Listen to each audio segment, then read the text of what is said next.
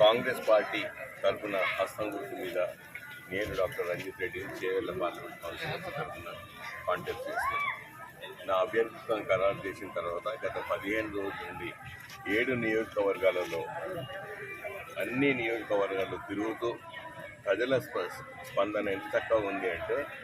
రేవంత్ అన్నను గెలిపించిన తర్వాత 6 గ్యారెంటీలు అమలు కావాలి అని చెప్పి గెలిపించిన రేవంత్ రెడ్డి అన్నను ఆ అమలు చేసే దిశలో రేవంత్ అన్న సాగుతున్నందుకు ప్రజలు ఎంతో స్పందిస్తూ చక్కటి ప్రభుత్వాన్ని మేము ఎన్నుకున్నాం, తప్పకుండా మేము రేవంత్ అన్న తరఫున ఎవరు కాంటాక్ట్ చేసి నాకు గెలిపిస్తామని చెప్పి